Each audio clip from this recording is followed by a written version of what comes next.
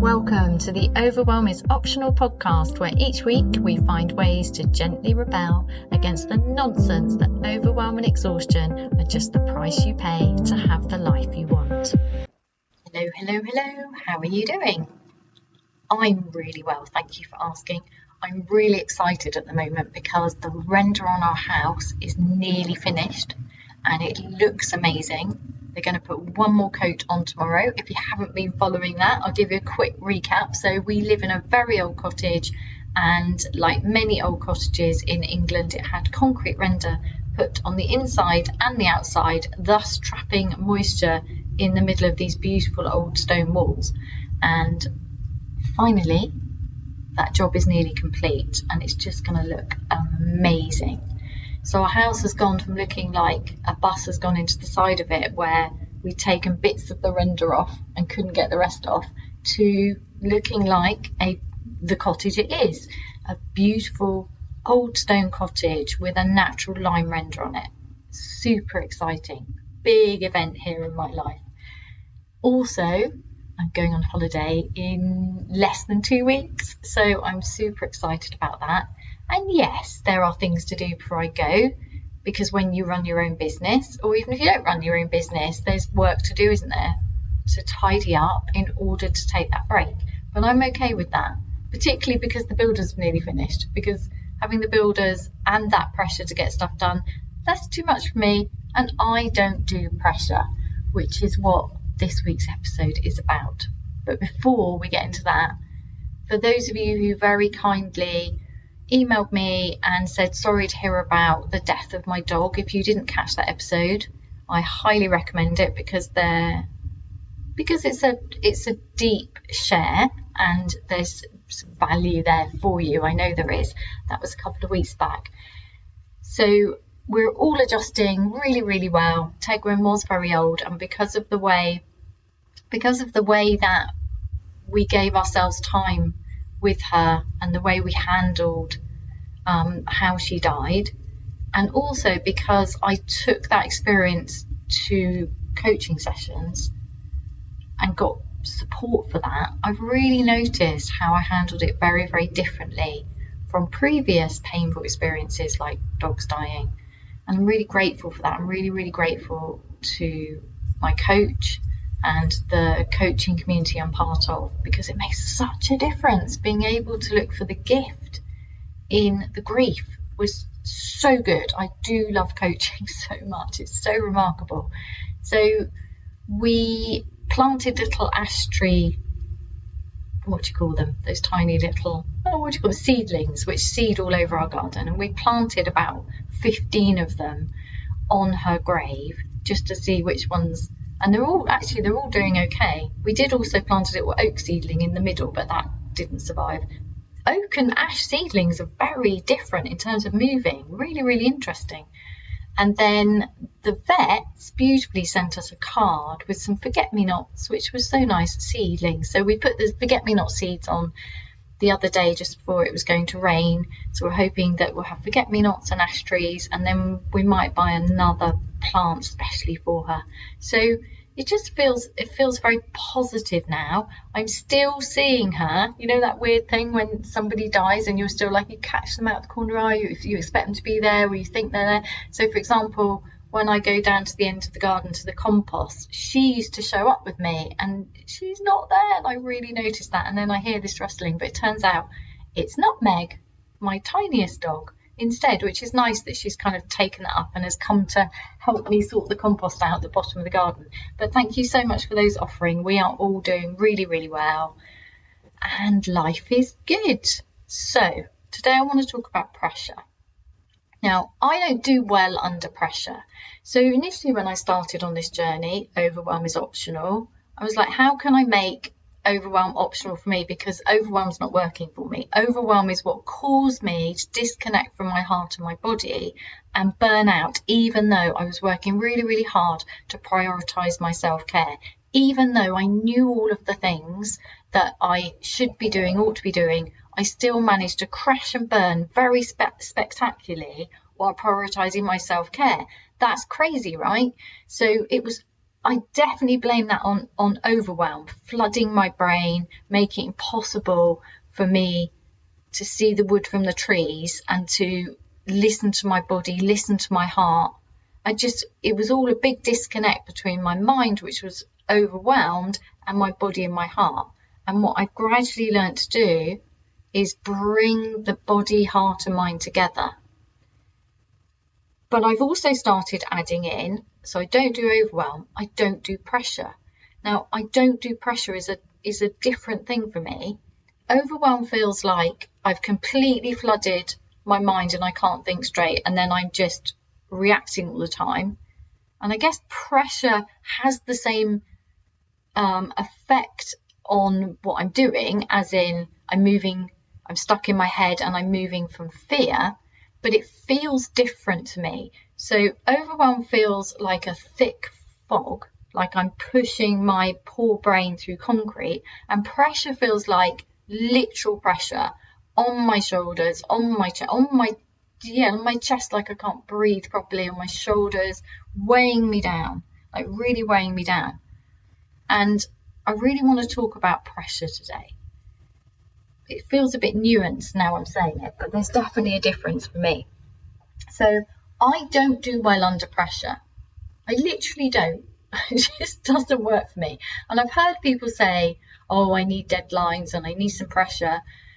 And I understand that because I worked under immense pressure in my career for years. And it did make me I can see how it got more done, because it's like do because of the pressure, because it was deadline after deadline after deadline and lots of people depending on me. But it was no way to live.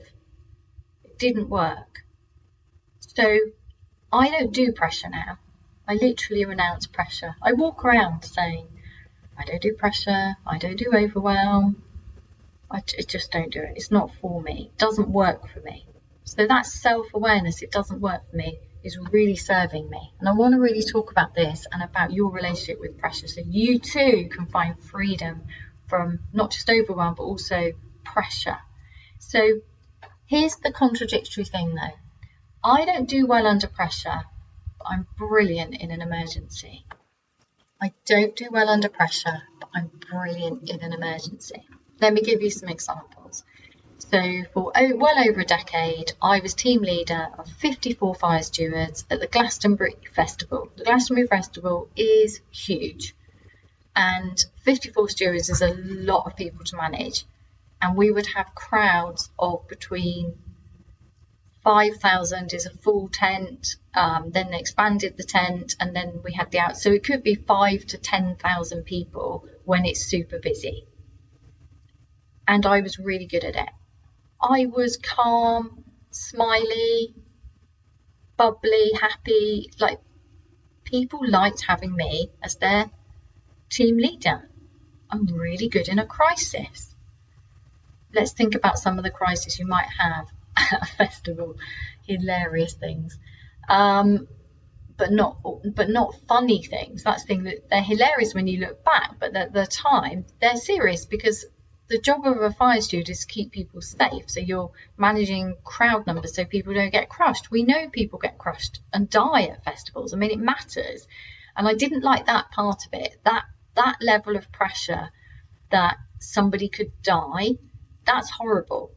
And every year, I think, one or two people did die at the festival, completely unrelated to anything anybody else did. So because people do silly things, don't they? And, somebody would sadly take something and be found dead in a toilet or something like that.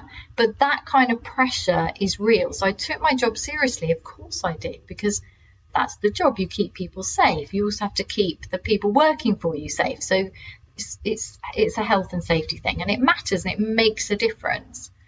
So one of the worst things I remember having was standing in the middle of a field in the dark trying to get an ambulance for somebody with a suspected drug overdose who was lying on the floor in the middle of the tent surrounded by 5,000 people who were dancing. That's a big thing to deal with. There's a lot of pressure there, but I was calm.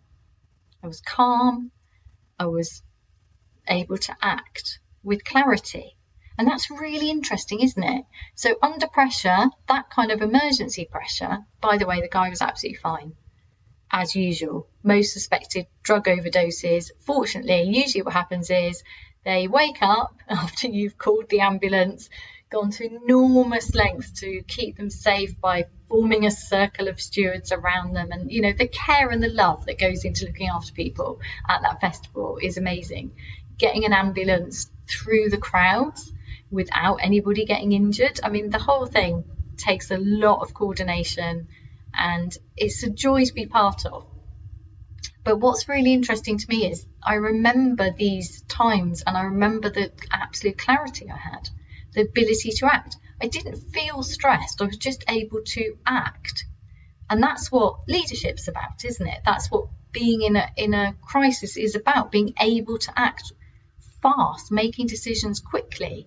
The whole process of learning to do that job was very, very good for me in terms of leadership, because I had to make decisions and I had to make them quickly, and I had to be able to take responsibility for them. I had to also write them up and justify them, and that helped make things better year on year. There's a lot in that, but it didn't feel, I could feel the pressure before going in because it is a big deal, but it didn't feel pressured at the time. It just felt I could think clearly. So I'm your person in an emergency. People know me for being very calm and very smiley in an emergency. So what's wrong with pressure, Heidi? Surely pressure serves me really well. I can think clearly, I can remain calm, I can keep my sense of humour, I can be really helpful. So what's wrong with pressure? Why is that not helpful in my everyday life? Well, it's really not. So if I think of everyday things that I'm trying to do under pressure and it doesn't work, that would include recording this podcast, writing, any writing at all. So I write books, I write blogs, I write articles. I just published this morning my first article on medium.com. Hooray for me! And it's about pressure and the pressure I felt to get that done, and how it had been on my to-do list for several weeks and I was avoiding it.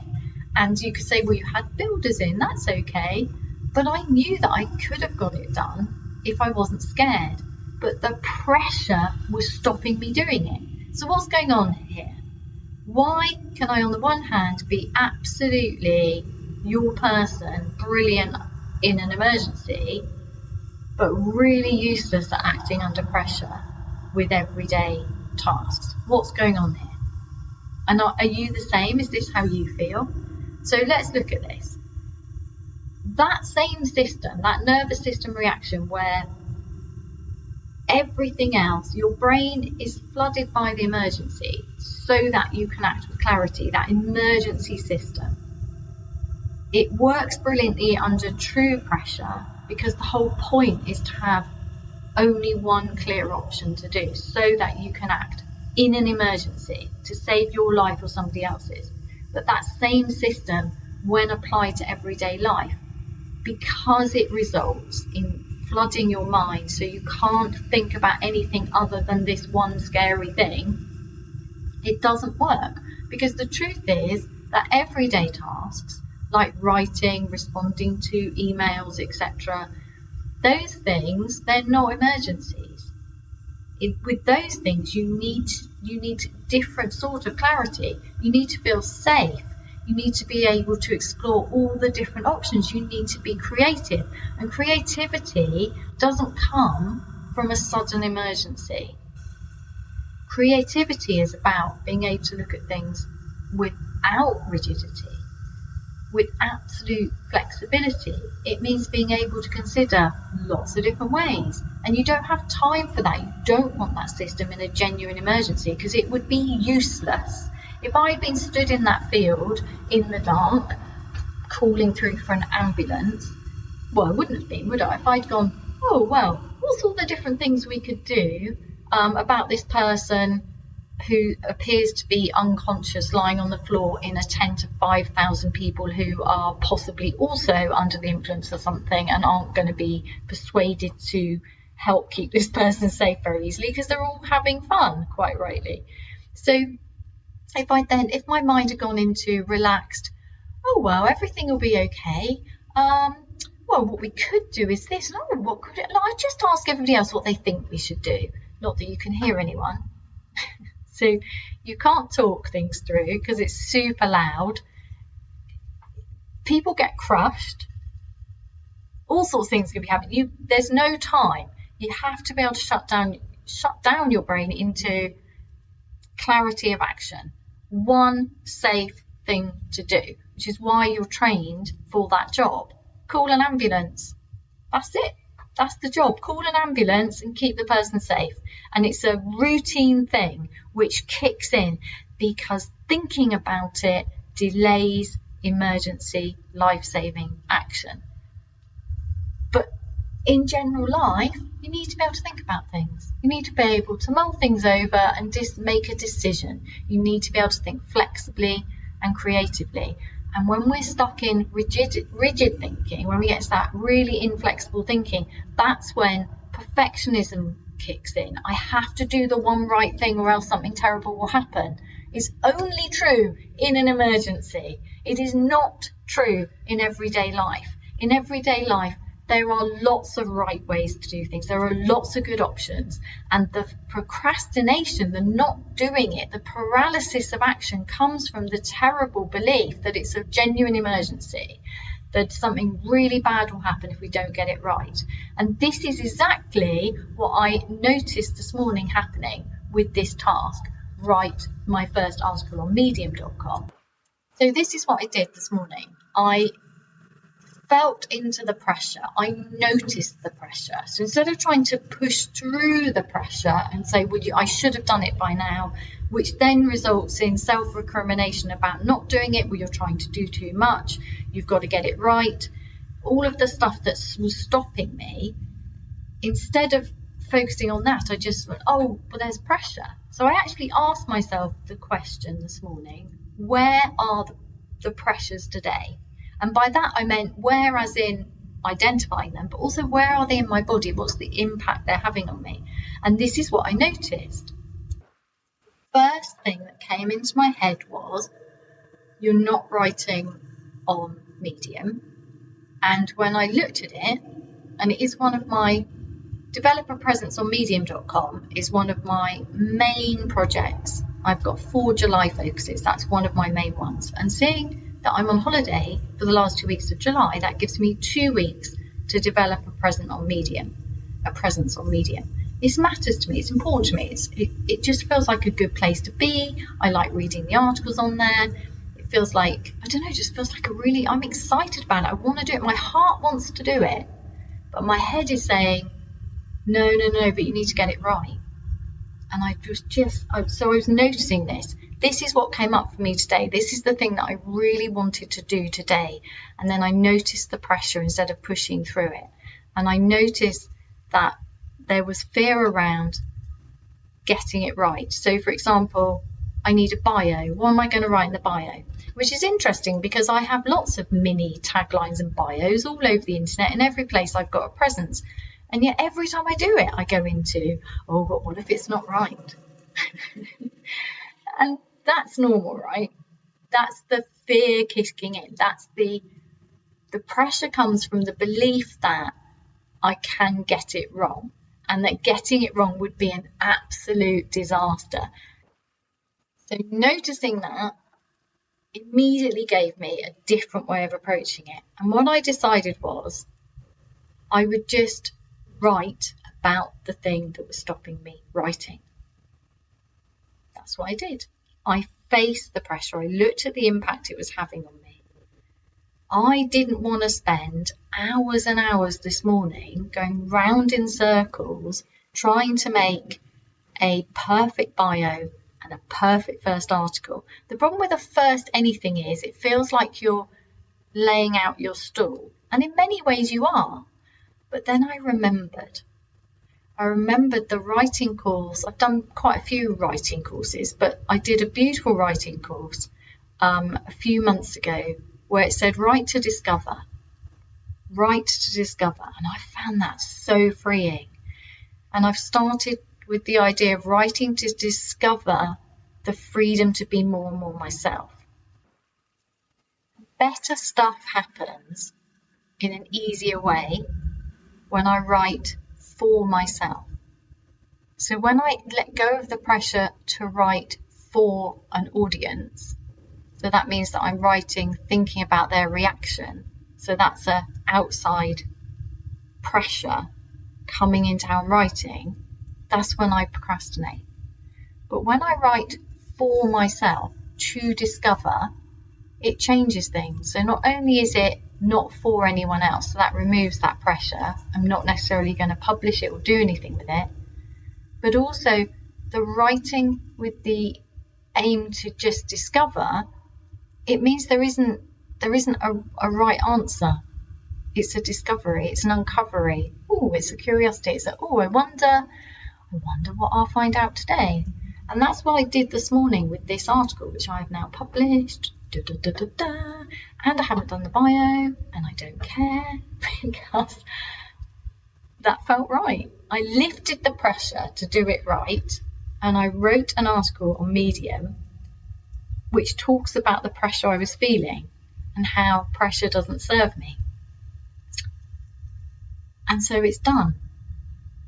Because what I did is, instead of trying to write the one right, perfect article that sets my stall out, instead of trying to do that, I took that beautiful process of writing to discover, and I wrote to myself about the pressure I was feeling to make this good start.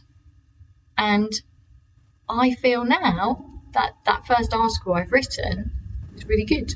I'm really happy with it.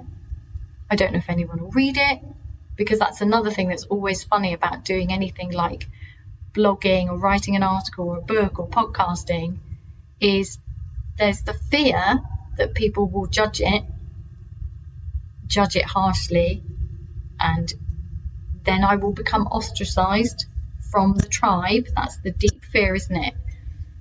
That we're not good enough, that we'll be on the outside of our tribe, that ancient fear, because that used to quite literally be a disaster for us many, many moons ago. Letting go of that just freed me. So I removed the pressure and I got the thing done really fast.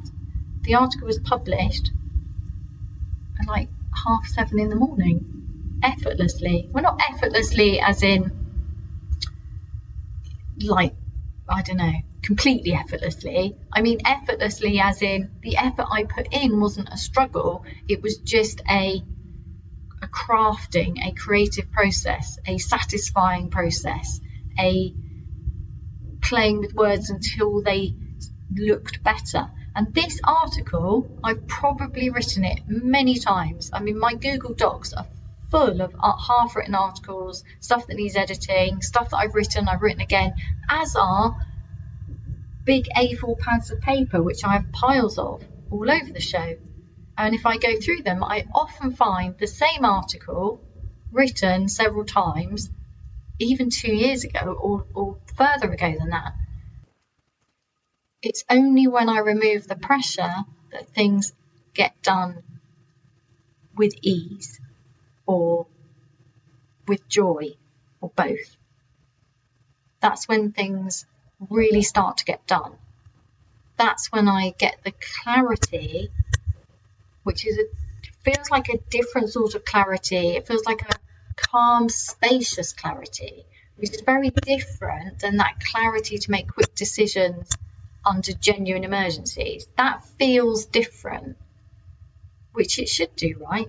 Because activating our nervous system into emergency when it's not an emergency, well, that's crazy, because that emergency system is absolutely brilliant for genuine emergencies, but it shuts down everything else so that you can save your life or another person's life. It shuts off everything else. Your digestive system, all sorts of things, your ability to relax, of course it does. It calls on everything in the body to go towards this one action. And if we use that, if we allow ourselves to live through that and get activated into that fear reaction, that deep primal fear reaction in everyday life and everyday tasks, well, that's not great, is it? That means that's going to affect your health. That's going to drain you of energy. That's going to make everything much, much harder. That's not good for us, surely. So what's your relationship with pressure? These are some of the things that I'm noticing about my relationship with pressure at the moment.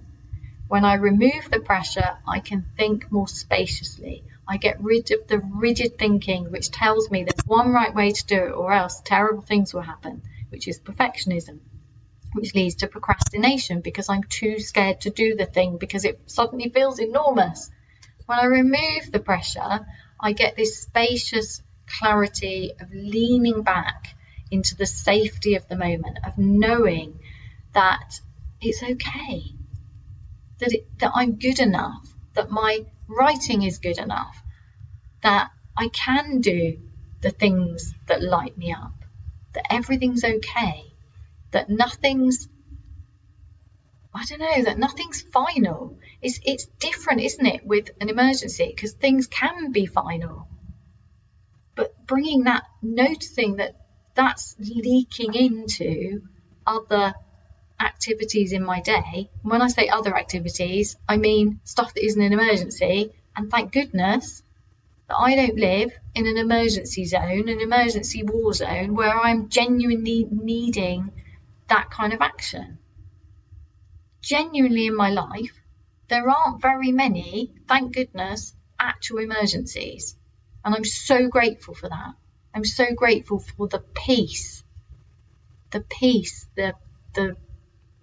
way things work. We can complain as much as we want, but for the majority of us, we do live in peaceful countries. At this point in history, the majority of us are much safer than we've probably ever been in history before. This is a good time to be alive, but so many of us are stuck with that deep primal fear reaction going off throughout the day until it's just how we live.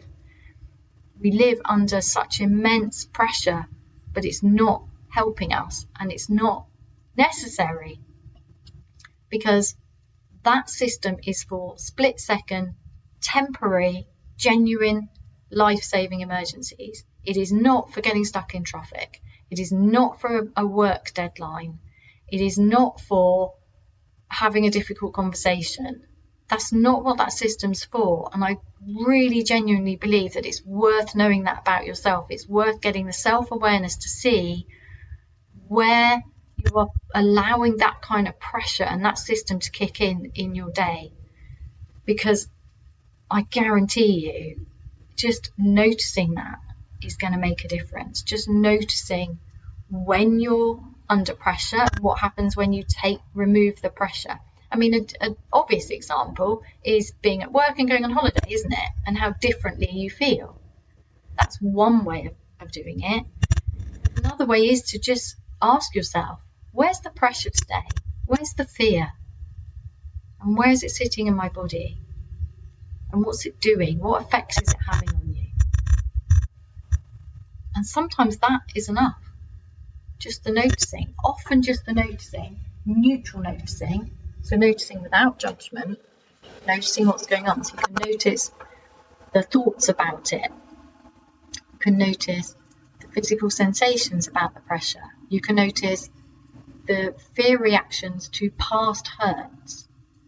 You can notice the future doom predictions, the stories your mind is telling you. Noticing the pressure and the effect it's having. And then notice what it's costing you. So if it's causing you to take much longer to get something you really want to do done, notice that. Notice the energy it takes. Notice the patterns of held tension.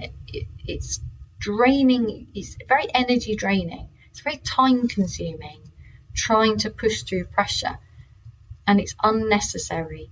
But it takes skill, living more skillfully. It takes skill to learn this neutral noticing, I'm putting myself under pressure. Is that pressure serving me? What's it doing? What's it costing me? Can I release the pressure? What would it feel like to release the pressure? What would that give me? So noticing that's a real skill.